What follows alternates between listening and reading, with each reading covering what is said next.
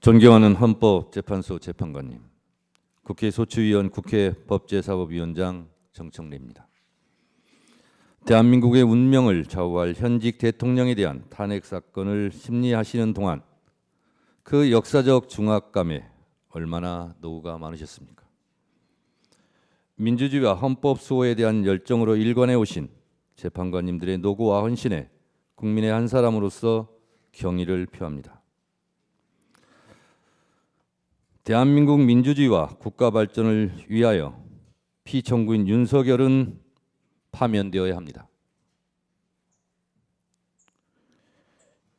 12.3 내란의 밤, 전 국민이 TV 생중계를 통해 국회를 침탈한 무장한 계엄군들의 폭력 행위를 지켜보았습니다. 하늘도 알고 땅도 압니다. 하늘은 계엄군의 헬리콥터 굉음을 똑똑히 들었고 땅은 무장한 계엄군의 군홧발을 보았습니다. 호수 위에 떠있는 달 그림자도 목격자입니다. 전 국민이 목격자고 전 세계 외신들도 한국의 비상계엄 친위 쿠데타를 실시간으로 타전했습니다. 내란 우두머리 피의자 윤석열을 파면해야 될 필요하고도 충분한 조건은 이미 성숙되었습니다. 대한민국 5천만 국민이 생각이 다 같을 수 없습니다.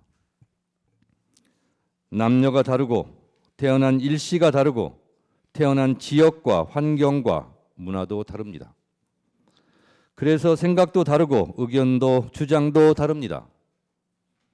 그러나 다른 것과 틀린 것은 구별되어야 합니다. 내 생각과 다르다고 다른 사람이 틀린 것이 아닙니다. 내 생각과 다르다고 차별해서는 안 됩니다.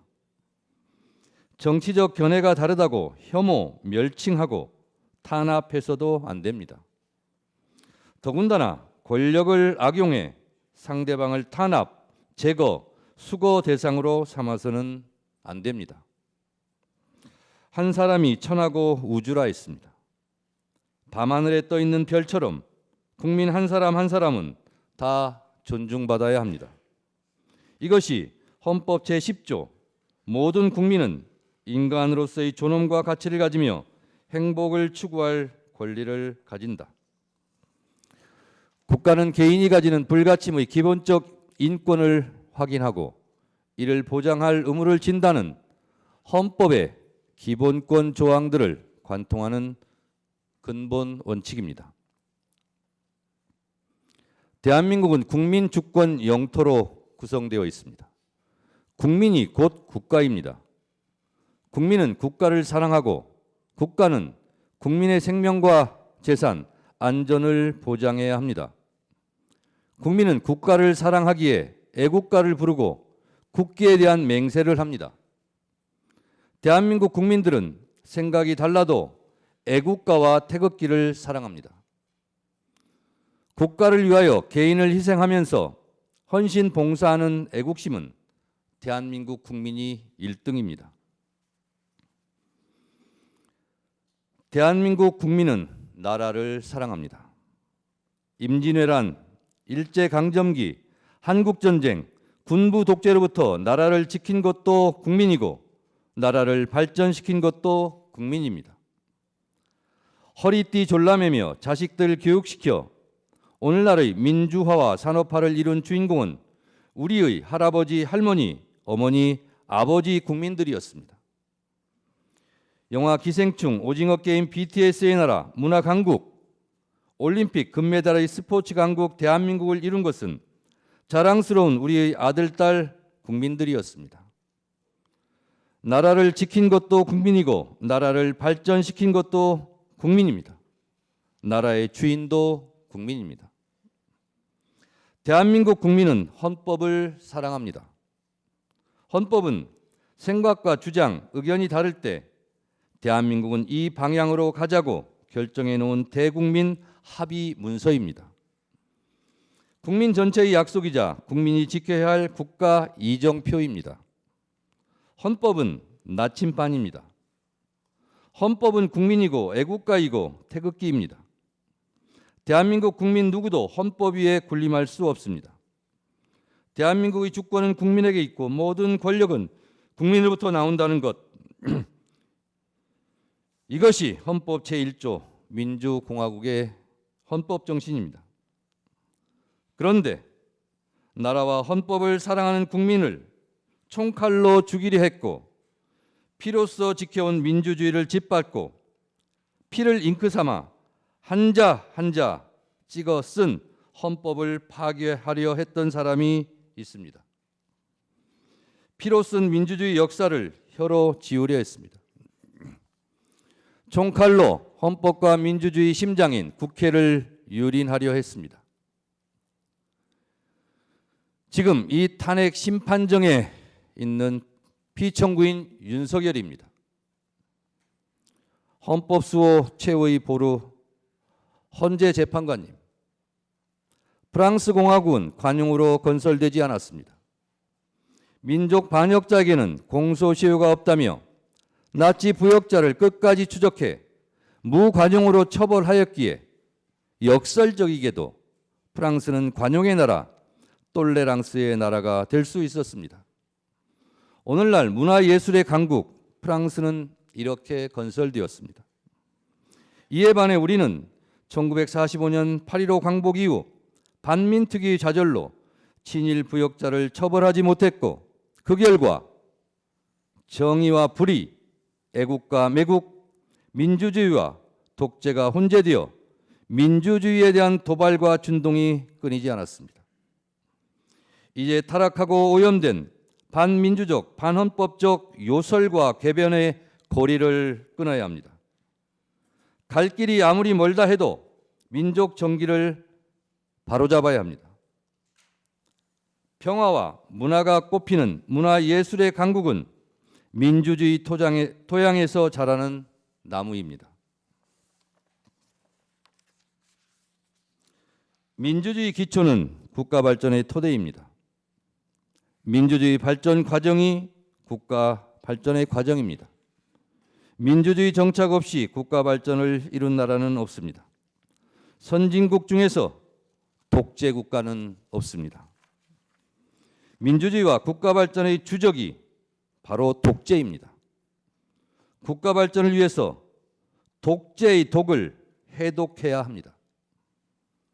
독재의 전형적 모습이 비상계엄, 내란, 그리고 영구 집권 음모입니다. 피청구인은 2022년 5월 10일 국회에서 취임했습니다. 헌법 제69조에 따라 나는 헌법을 준수하고 국가를 보위하겠다는 선서를 하고 대통령에 취임했습니다. 그러나 피청구인은 헌법을 준수하고 국가를 보위하겠다고 다짐했던 바로 그 장소, 국회에 계엄군을 보내 침탈하고 헌법을 유린했습니다. 대한민국의 헌법과 민주주의를 말살하려 했던 피청구인 윤석열은 파면되어 마땅합니다.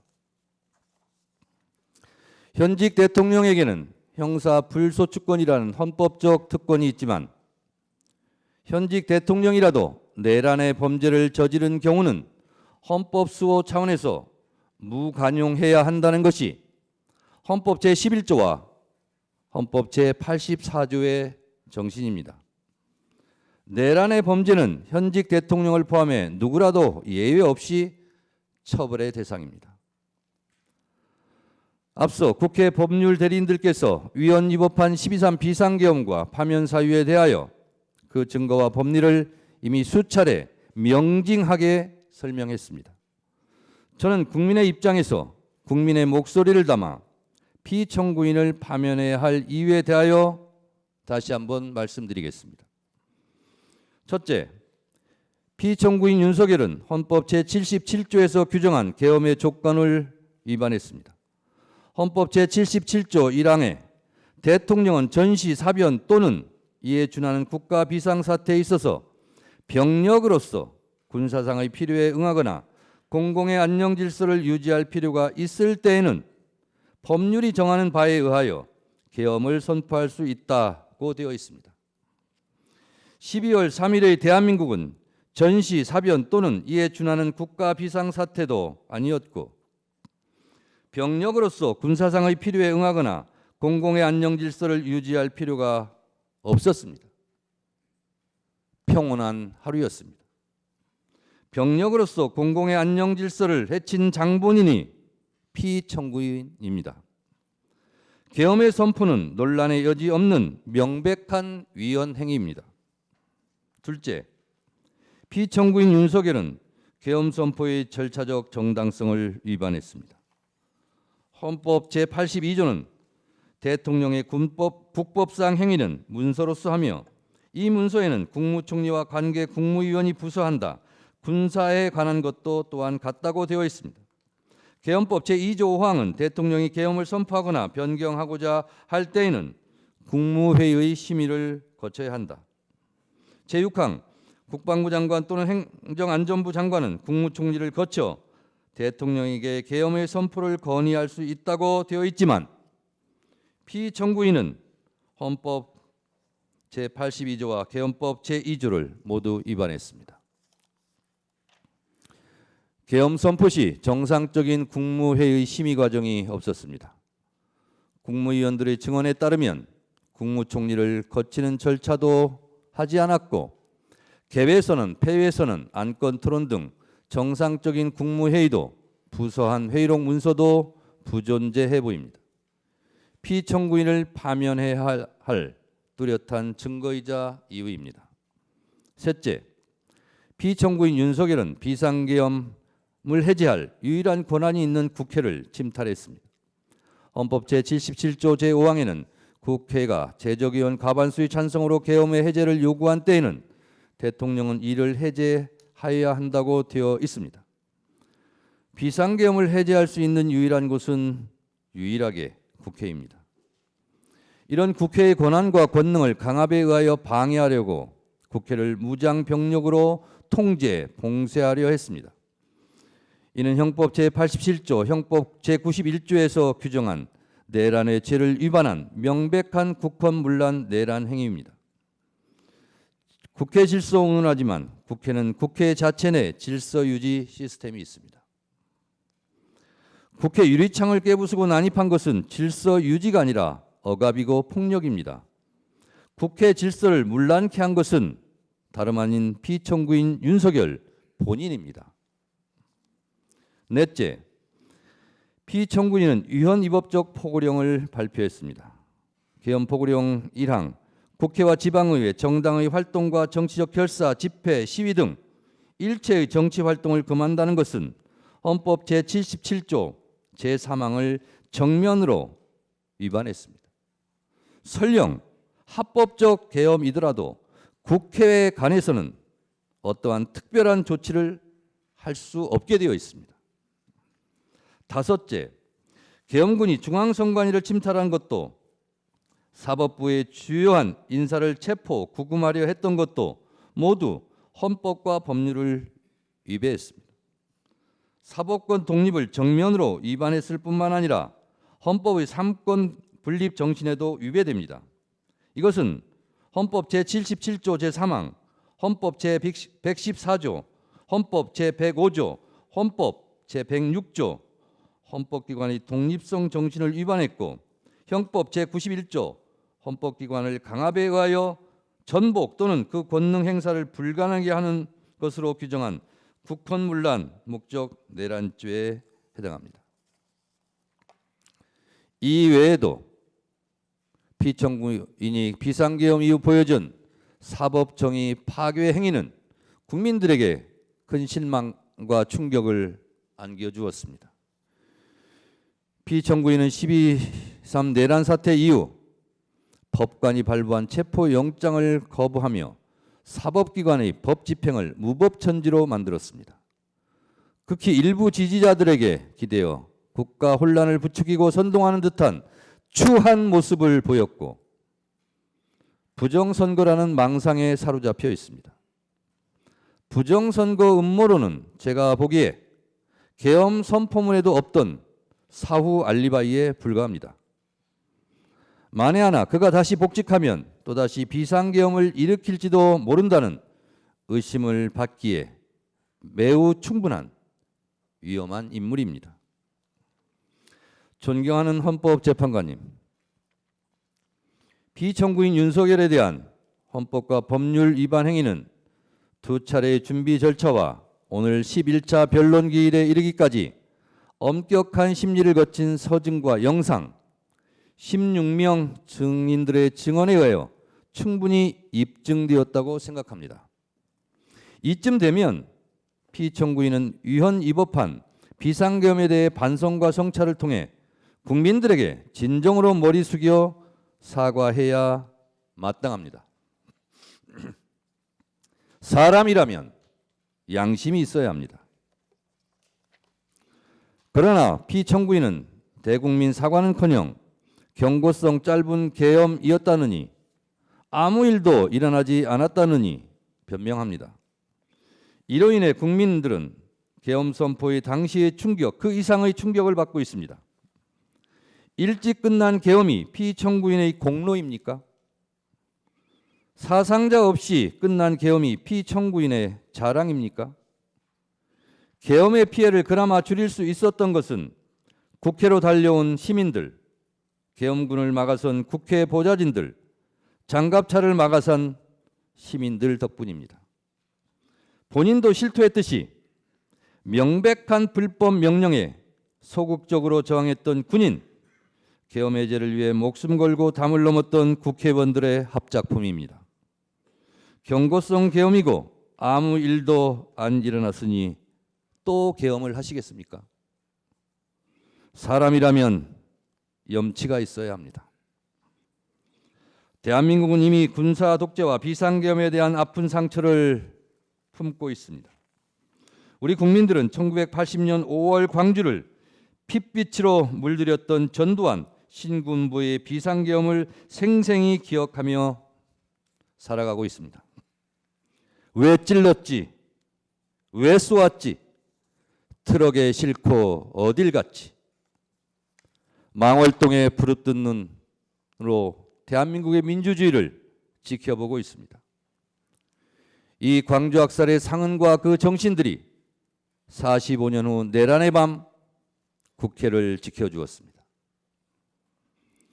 노벨문학상 수상자 한강 작가의 말처럼 과거가 현재를 도왔고 죽은 자가 산자를 구했습니다. 민주헌법 지킴이 헌재 재판관님, 피청구인은 비상계엄 긴급 담화문에서 국회는 범죄자 집단의 소굴이 되었고 자유민주주의 체제 전복을 기도하고 있고 국회가 자유민주주의 체제를 붕괴시키는 괴물이 된 것 같다. 대한민국이 당장 무너져도 이상하지 않을 정도 풍전등화의 운명에 처해 있다. 우리 국민의 자유와 행복을 약탈하고 있는 파렴치한 종북 반국가 세력들을 일거에 척결하고 자유 헌정 질서를 지키기 위해 비상계엄을 선포한다고 했습니다. 피청구인에게 묻고 싶습니다. 지금도 2024년 12월 대한민국이 당장 무너져도 이상하지 않을 정도로 풍전등화의 운명에 처해 있었다고 생각하십니까? 혹시 명태균 황금폰으로 인한 본인만의 위기는 아니었습니까? 국회가 범죄자의 소굴입니까? 국회가 반국가 세력입니까? 국회가 종북 반국가 단체라면 총선에서 투표한 국민들도 반국가 종북 세력이란 말입니까?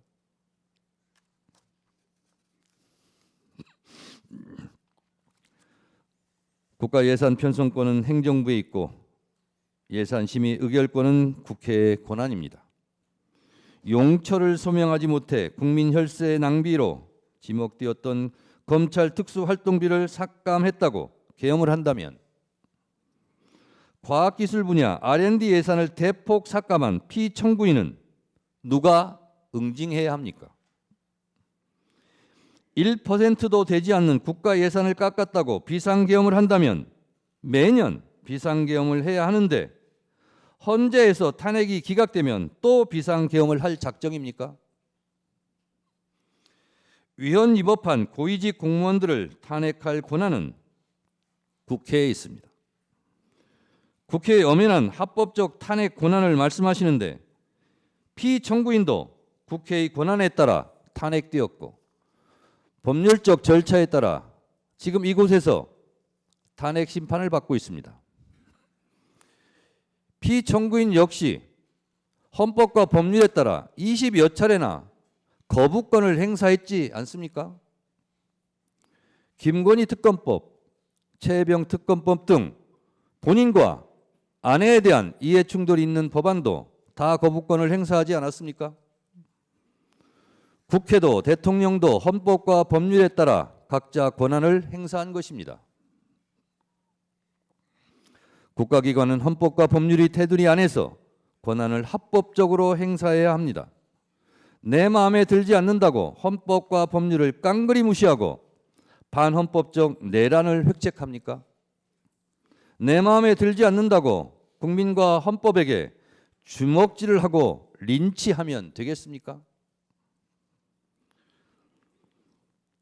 피청구인은 여야 합의가 되지 않아 거부권을 행사한다고 했습니다.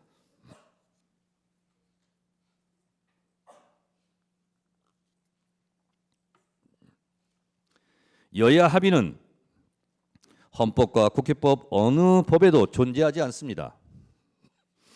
이런 생각 자체가 반헌법적입니다. 총선 때 한 표라도 한 석이라도 더 얻으려 노력하는 이유는 헌법 제49조에서 규정한 국회 의사결정은 다수결로 하라는 헌법적 명령이 있기 때문입니다. 여야 합의가 법 통과의 전제 조건이라면 이는 총선 민의를 부정하고 왜곡하는 반헌법적 반법률적 언동입니다. 대의민주주의 헌법 부정입니다. 뭐하러 총선합니까? 존경하는 재판관님, 피청구인은 경고성 계엄이고 아무 일도 일어나지 않았다고 가상현실에 있는 사람처럼 말합니다. 본인은 체포 지시를 하지 않았다며 전 국정원 홍장원 1차장과 전 곽종근 특전사령관의 공작이라고 주장합니다. 누구보다 피청구인에게 충직했던 두 사람이 무슨 이유로 피청구인을 모함한다는 말입니까? 피청구인으로부터 직접 지시를 들은 사람이 두 사람만의 증언도 아닌데 들은 사람들 모두 공작에 가담했다는 것입니까? 이게 가능합니까?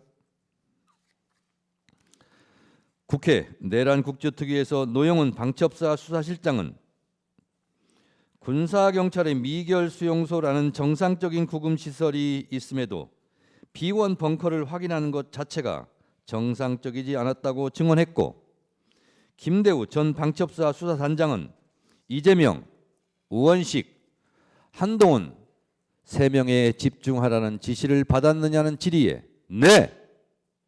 라고 분명하게 답했습니다. 또한 이곳 재판부에서 유일하게 직권으로 채택한 증인인 조성현 수방사 제1경비단장은 역시 내부에 들어가서 의원들을 끌어내라는 지시를 들었다고 똑똑히 증언했습니다. 피청구인 측의 의원을 요원으로 둔갑시키려는 꼼수는 실패했습니다. 설령 야당이 종북 반국가 단체라서 그 주요 인사들을 체포해 구금하려 한 것이라면 집권 여당 한동훈 대표는 왜 체포하려 한 것입니까? 결국 피청구인은 반국가 세력이라는 허울을 씌워 내 마음에 들지 않는 인사들의 씨를 말려버리려 했던 것은 아닙니까? 이들을 모두 수거하고 영구 집권을 꿈꿨던 것 아닙니까? 노상원 수첩은 또 무엇입니까? 노상원 수첩, 잠자리 폭발물 화학약품, 치밀한 수거 계획이라는 섬뜩한 내용입니다. 살해 암시, 노상원 수첩의 문재인, 유시민 등 500명 확인 사살, 정치인, 법조인, 방송인, 스포츠인 전방위 겨냥 포승줄로 수집수 보내 모든 좌파 세력 붕괴. 언론 보도의 제목들입니다. 평생 축구밖에 모르는 차범근 감독은 왜 해치려 했습니까? 차범근 감독은 저는 축구를 사랑하고 축구가 아닌 다른 일이나 가치에 대해선 관심과 욕심이 없다. 내 이름이 그 수첩에 왜 적혀 있는지 황당하고 놀라울 따름이라며 저는 평화와 사랑, 행복 같은 말들이 내 삶에 채워지는 노년을 보내고 싶다고 말했습니다. 이제 몽상에 빠져있던 권력자가 무너뜨리려 한 평화로운 일상을 회복해야 합니다. 피청구인은 아무 일도 일어나지 않았다고 강변하지만 많은 일이 일어났고 계엄의 피해는 엄청납니다. 국민들은 아직도 내란성 스트레스로 잠 못 들고 서부지법 폭동 사태와 같은 끔찍한 사태를 목도했습니다. 헌법수호의 최후의 보루인 헌법재판소까지 테러 위협을 받고 있습니다. 피청구인이 저지른 내란으로 국민들은 서로 적으로 규정하고 심리적 내전 상태에 빠져 있습니다. 존경하는 헌재 재판관님, 대한민국은 수출로 먹고 사는 나라입니다. 대외 의존성이 높은 경제 구도상 국가 안정이 곧 경제고 평화가 곧 경제입니다. 민주주의 선진국 대한민국을 불안한 시선으로 보고 있는 전 세계에 우리의 민주주의 회복 능력을 보여주어야 합니다. 하루빨리 내란을 극복하고 국정을 안정시키는 것이 그 출발점입니다. 계엄에 따른 국정 혼란과 불안감으로 인한 피해가 너무도 큽니다. 1차 탄핵소추안이 부결된 직후인 12월 9일 코스피와 코스닥은 연중 최저치를 기록했습니다. 계엄 선포 한마디에 시가총액 140조 원이 사라졌습니다. 계엄 이후 환율은 급등했고 내수 경기도 꽁꽁 얼어붙었습니다. 아무 일도 일어나지 않았다는 피청구인의 말과 달리 계엄의 폭풍은 컸습니다. 건물마다 임대문이, 안내문이 나붙고 식당 주인은 손님이 없다며 아우성치며 폐업을 고민합니다. 오늘 최후 변론서를 작성하겠다고 국민의 목소리를 댓글로 달라고 했더니 한 분이 댓글을 달아주셨습니다. 수천 명의 목소리 중에 한 목소리입니다. 저에게 보내온 한 소상공인 사장님의 읍소입니다. 제조, 도매 자영업자입니다. 12.3 이후로 급 주문 한학으로 재정난에 시달리다가 2월을 끝으로 직원 3명을 부득이하게 내보내고 가족 4명이 어렵게 운영 중입니다. 지난 1년 동안 워낙 어려워도 직원들 월급은 마이너스 통장으로 어찌어찌 채워졌는데 계엄 이후로는 IMF보다 심각한 것 같아요. 50년 동안 지켜봤던 공장 문 닫게 생겼습니다. 이것이 고통스러운 국민들의 목소리입니다. 국익 추구가 최종 목표인 외교적 피해가 막심합니다. 미국 정부는 비상계엄 발표가 미국 정부의 사전에 통보되지 않았다는 점에서 당혹과 우려를 표했습니다. 트럼프 행정부와의 초기 정상외교 골든타임을 놓쳤습니다. 2024년 12월로 예정되었던 일본 나카타니 겐 방위 대신의 방한, 2025년 연초로 예정되었던 이시바 시게루 일본 총리의 방안이 취소되었습니다. EU와 유럽 국가들은 한국의 민주주의 훼손에 대하여 우려를 표하고 있고 스웨덴 총리 방안이 취소되고 2025년 상반기로 예정되어 있던 마크롱 프랑스 대통령의 방안도 연기되는 등 국격 실추에 따른 피해가 너무도 큽니다. 존경하는 재판관님, 비상계엄 이후 가장 큰 피해를 입은 곳은 대한민국 국군입니다. 군부독재의 폐해를 되풀이하지 않기 위하여 우리 헌법 제87조는 군인은 현역을 면한 후가 아니면 국무위원으로 임명될 수 없다고 규정해 군의 정치적 중립을 선언하고 있습니다. 그러나 피청구인의 사적인 목적 달성을 위해 계엄군으로 동원된 군은 자신들이 지켜야 할 국민들에게 총뿌리를 겨누었다는 오명을 쓰게 되었습니다. 실추된 군의 명예를 되살려 이들이 다시 나라와 국민을 지킨다는 자긍심으로 복무할 수 있도록 해야 합니다. 그 출발점은 군의 존재 이유를 허물어뜨린 피청구인에게 응분의 책임을 묻는 것이 되어야 합니다.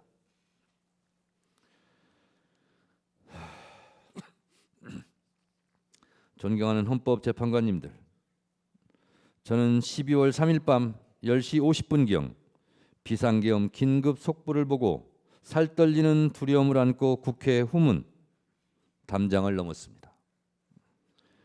계엄군이 먼저 진을 치고 있다가 체포 연행하지는 않을지 두려웠습니다. 국회 운동장 근처에서 본청으로 한 발짝씩 내디딜 때마다 36년 전 1988년 9월의 밤이 마치 어젯밤 악몽처럼 떠올랐습니다. 새벽 1시 안기부에 잡혀 지금도 알 수 없는 서울 을지로 어디매쯤 한 호텔로 끌려가 수건으로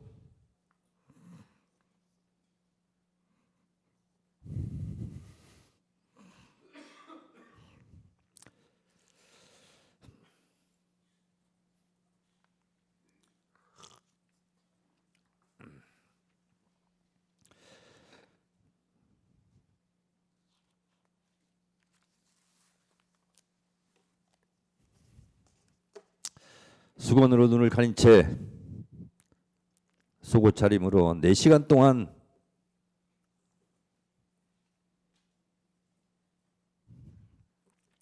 주먹질, 발길질로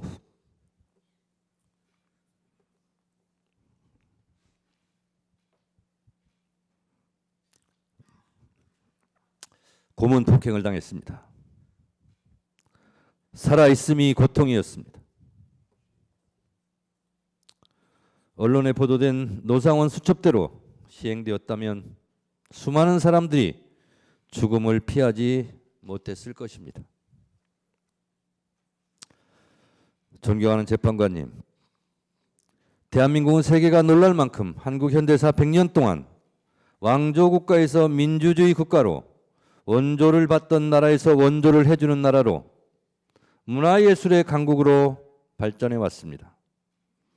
지금 이 시각에도 코리안 드림을 꿈꾸며 지구촌 곳곳 한국어 학당에서 한국어를 배우려는 사람들이 줄을 서고 있습니다.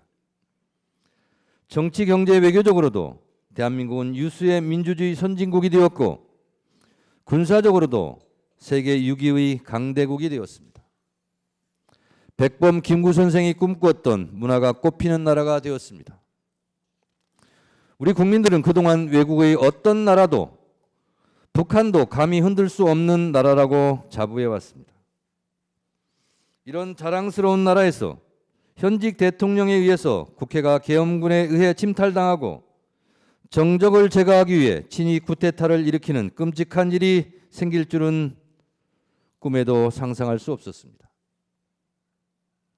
피청구인 윤석열은 지금도 비상계엄이 고도의 통치 행위라며 반성과 성찰을 거부한 채 계엄과 내란을 정당화시키는 궤변과 요소를 늘어놓고 있습니다.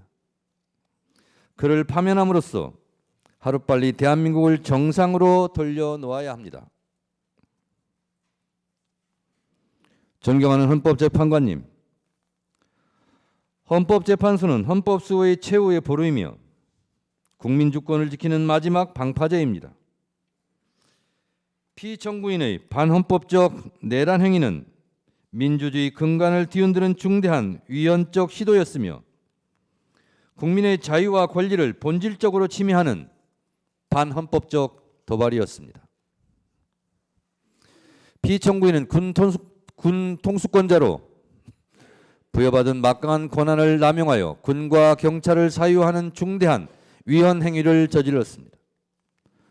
아직도 부정선거 음모론의 포로가 되어 총선 결과로 구성된 국회를 부정하고 있습니다. 탄핵이 기각되면 국정을 어떻게 이끌어 가겠다는 등 허무맹랑한 변명과 시건을 잠시 후에 들을지도 할지도 모르겠습니다. 국민들은 피청구인의 적반하장, 남탓만 하는 아무 말 대잔치를 이제 믿지 않을 것입니다. 콩으로 매주를 쓴다 한들 누가 믿겠습니까? 피청구인의 말에 속지 맙시다. 무신분립이라 했습니다. 신뢰를 잃은 대통령은 국민 앞에 다시 설 수 없습니다. 민심은 바다와 같아서 배를 띄울 수도 뒤집어 엎을 수도 있습니다. 피청구인에게서 민심은 떠났습니다. 피청구인의 반헌법적 내란 행위는 주권자인 국민에 대한 명백한 배신이었습니다. 피청구인의 사익과 탐욕을 위한 권력 남용과 헌정질서 파괴로 인한 국민의 신뢰가 완전히 무너졌습니다.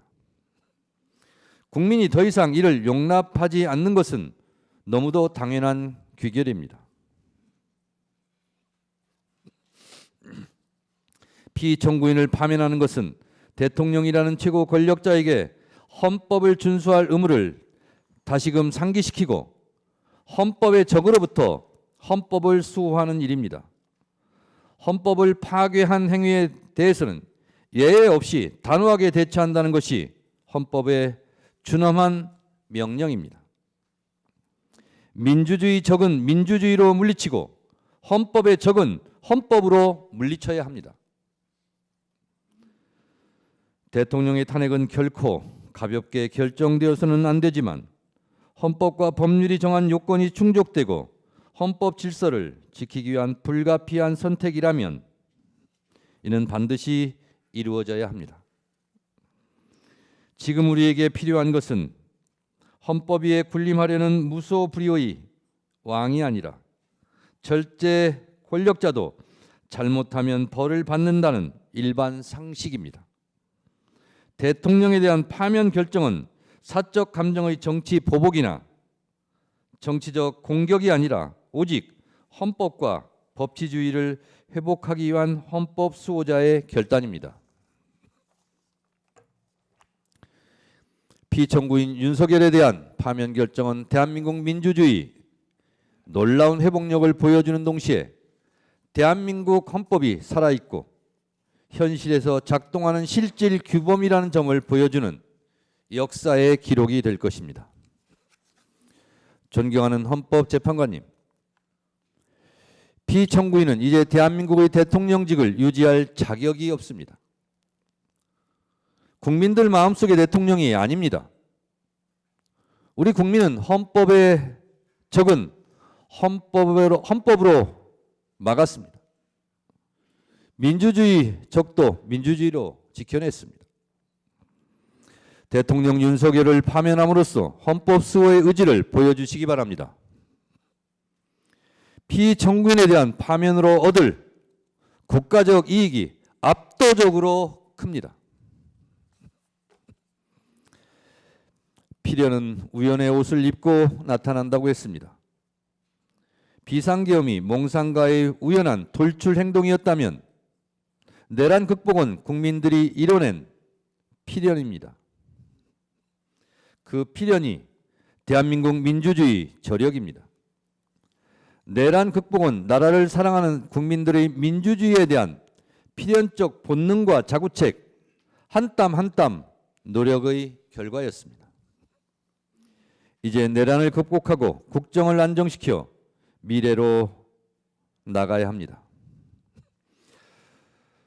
더 좋은 민주주의, 더 넓은 민주주의 광장에서 K민주주의가 만발하고 빛의 혁명으로 국민적 에너지를 한데 모아 골고루 잘 사는 나라, 잠시 멈춘 외교 안보 국방이 튼튼한 나라, 평화로운 한반도, 경제와 문화 예술이 함께 발전하는 코리안 드림을 국민과 함께 꿈꾸며 다시 전진합시다.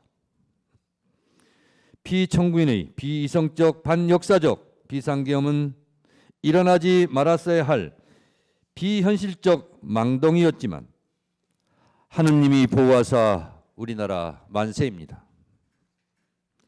헌법과 나라를 사랑하는 국민들이 애국가를 자랑스럽게 부를 수 있도록 민주주의와 헌법 수호를 위하여 피청구인 윤석열을 하루라도 빨리 신속하게 만장일치로 파면해 주시기 바랍니다.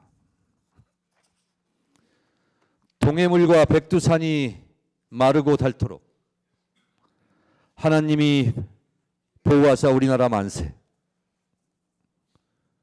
무궁화 삼천리 화려강산 대한사람 대안으로 길이 보전하세. 최후 변론의 끝을 영상으로 마무리하겠습니다. 경청해 주셔서 감사합니다.